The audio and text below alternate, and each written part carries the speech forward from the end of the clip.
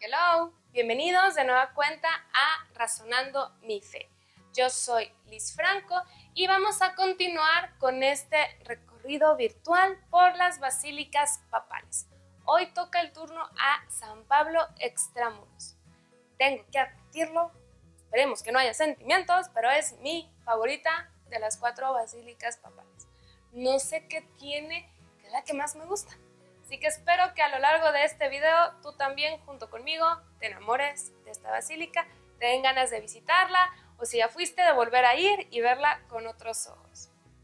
Para empezar, ¿por qué el apellido Extramuros? ¿Por qué no solo San Pablo? Porque recordemos que las ciudades antiguas se amurallaban para protegerse de los enemigos. Roma no era la excepción, estaba amurallada. Y San Pablo se encuentra afuera de los muros de Roma, por eso es extramuros. Ahora, ¿por qué construiríamos una basílica afuera de los muros si la gente está adentro? Seguramente lo puedes adivinar por el nombre, porque ahí martirizaron al apóstol Pablo. En tiempos de persecución de la iglesia van a morir los apóstoles y muchísimos mártires más, y los cristianos conservan, digamos, esta memoria de los lugares importantes, entre ellos la tumba del apóstol Pablo. Pasan un par de siglos, llega el emperador Constantino al poder y dice, ¿sabes qué? Yo no tengo nada en contra de los cristianos, pues los voy a dejar de matar, pobrecitos. Y es más, les doy chance que construyan templos para que tengan su culto. Y uno de los primeros lugares en los que se van a construir es precisamente aquí, sobre la tumba del apóstol Pablo se construye una basílica. De hecho, es la segunda más grande de Roma, solo le gana San Pedro. Lamentablemente de esta basílica no queda prácticamente nada porque, igual que San Juan de Letrán, se destruyó. Pero la peculiaridad de esta contra San Juan de Letrán es que en San Juan de Letrán, digamos que aprovecharon y la construyeron con las técnicas y el estilo del tiempo donde se construyó, y San Pablo no. San Pablo buscó ser una réplica de la basílica original. Entonces va a tener como este feeling diferente a San Juan, aunque ambas han sido antiguas, destruidas y reconstruidas. Cuando fue la reconstrucción en el siglo XIX, en 1823, pues se tuvieron que hacer excavaciones y los cimientos y bla bla bla, y hubo un descubrimiento importantísimo. Se encontró una lápida que decía apóstol Pablo, apóstol y mártir. ¿Esto por qué es tan importante? Porque si bien siempre se había sabido que ahí era la tumba del apóstol, no teníamos pruebas. Y esto nos da una prueba que va a corroborar esa tradición oral. Y pues cuanto y más, la Basílica de San Pablo podemos decir con toda certeza que está ahí, porque ahí fue donde fue martirizado el apóstol. Ahora sí, es momento de hacer este super tour virtual para que vayas conociendo un poquito más acerca de la basílica. Empecemos por el exterior, por el atrio. Tiene unos jardines preciosos, esta columnata. Al centro del atrio vamos a encontrar una estatua del apóstol Pablo. ¿Cómo identificar que es Pablo? Bien fácil, no solo en esta basílica, sino en la iconografía en general. Lo vamos a encontrar con una espada. ¿Por qué? Porque muere decapitado. Algunas veces también lo vamos a encontrar con un libro, por su gran labor en la evangelización. Recordemos que de los 27 libros del Nuevo Testamento, 13 son cartas de él. Entonces tiene un papel muy importante en la evangelización. Si cruzamos todo este atrio y llegamos a la fachada, en la parte superior vamos a encontrar un mosaico. No es pintura, es mosaico. Al igual de los que platicábamos en San Juan de Letrán, tenemos que interpretar que lo que está en el centro es lo más importante. Vamos a irnos de arriba hacia abajo. Tenemos en la parte superior, en el centro, a Cristo. Un Cristo sentado en el trono dándonos la bendición. Si se fijan, está hasta un poquito más arriba que los apóstoles a cada uno de sus lados. Esta imagen de Cristo tiene un nombre en particular, se llama Pantocrátor. No solamente esta específicamente del mosaico, sino en general este Cristo resucitado, sentado en el trono, dándonos la bendición. Es una palabra griega que quiere decir el Todopoderoso, y es precisamente eso lo que quiere demostrar, que Jesús desde su trono está gobernando no solamente a la tierra, sino a todo el universo, porque murió, resucitó y él todo lo puede. A cada lado, como ya mencionaba, se encuentran los apóstoles Pedro y Pablo. Así como a Pablo lo reconocemos porque va a tener la espada, a Pedro lo identificaremos con las llaves. Recordemos que en el Evangelio dice: tú eres Pedro, sobre esta piedra edificaré mi iglesia y te doy las llaves del cielo. Más abajo, otra vez en el centro, vamos a encontrar un cordero con esta misma aureola. ¿Qué significa? Es el cordero del Apocalipsis. Si nos vamos a los capítulos 4 y 5 del Apocalipsis, nos van a hablar de un cordero degollado que está de pie. Es Cristo muerto y resucitado. Y del cordero salen 4 ríos. El número 4 es importante porque nos remite a algo que está completo, que es total. Los 4 puntos cardinales, los 4 evangelios. El Cordero lleva el agua a toda la humanidad a través de su mensaje, de su revelación que llega a nosotros a través de los 4 evangelistas. A cada lado vamos a encontrar 12 corderos más, que son los 12 apóstoles. Finalmente, en la parte inferior, estos 4 personajes son los 4 profetas mayores: Isaías, Jeremías, Ezequiel y Daniel. Una vez más, vemos la unidad entre el Antiguo y el Nuevo Testamento porque es el mismo Dios que habla a través de toda la historia de la salvación. La basílica, mismo caso que San Juan de Letrán, es de 5 naves. Aquí quisiera aprovechar para retomar algo que ya habíamos comentado, que San Pablo va a buscar respetar la construcción de la basílica original. Cabe mencionar que el término basílica ni siquiera es cristiano, es pagano. Se utilizaba para edificios que se utilizaban para cosas públicas, legatas legales, comercio, o sea, cosas de la sociedad normales. Ibas a la basílica a arreglar tus asuntos.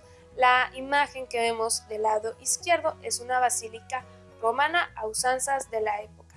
La imagen a la derecha es una basílica cristiana. Si se fijan, es similar la estructura, van a tomar los elementos básicos de arquitectura y pues con el paso de los siglos, la verdad, los cristianos ya acuñamos el término basílica para algo muy específico de nuestra religión. Y San Pablo se va a ver así. Cuando tú entras a la basílica es muy claro, las naves se notan, las separan las diferentes columnas, los arcos, cada una de las 5 naves. Y como yo sé que eres súper observador, en la parte de arriba de los arcos seguramente ya viste un montón de circulitos.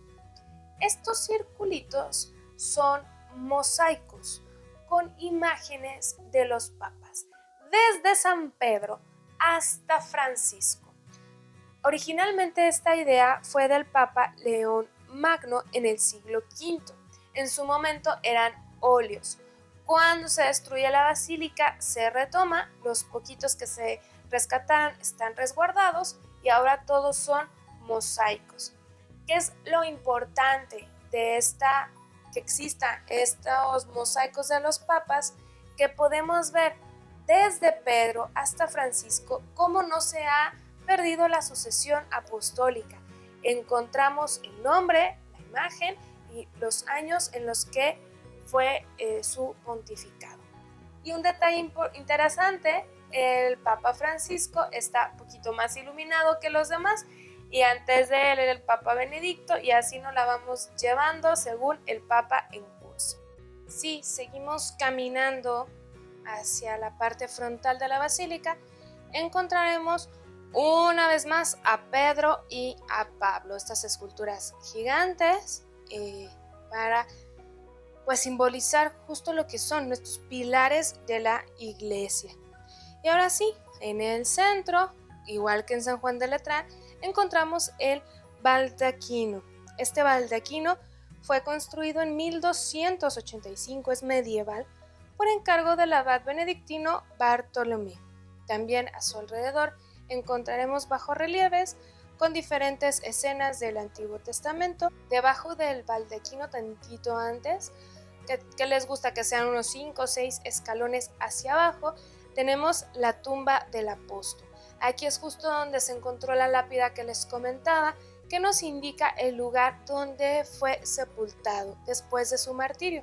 Es un lugar de libre acceso, no creas que solo el Papa, así como en el altar mayor, no, tú puedes llegar, hincarte, ofrecer una oración, pedir la intercesión del apóstol.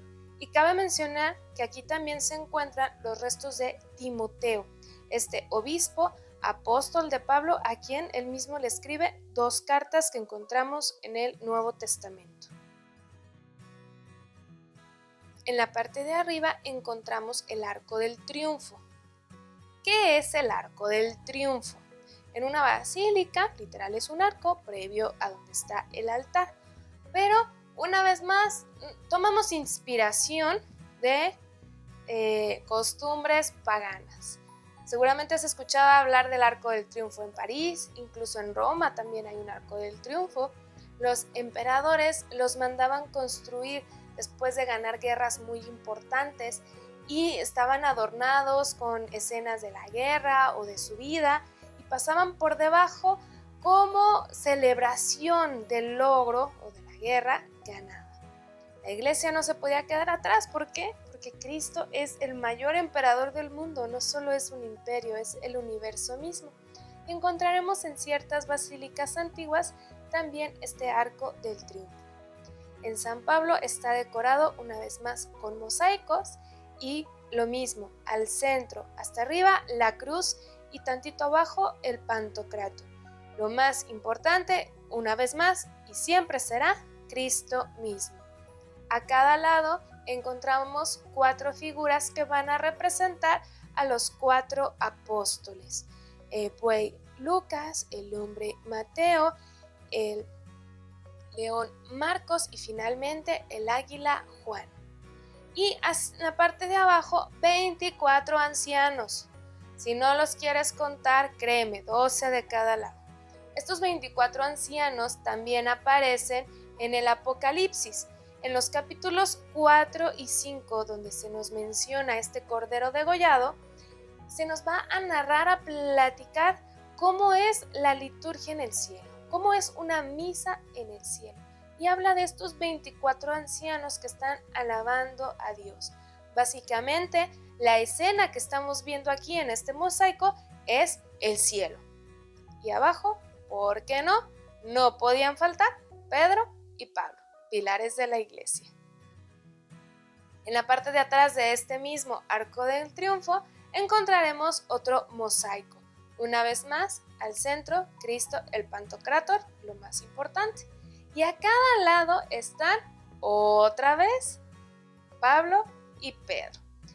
Pero ahora solo hay 2 evangelistas, porque el apóstol de Pablo es Lucas y el apóstol de Pedro es Marcos. De hecho, se cree, casi con certeza, que la gran parte de lo que escribió Marcos en su evangelio son anécdotas que el mismo Pedro le compartió.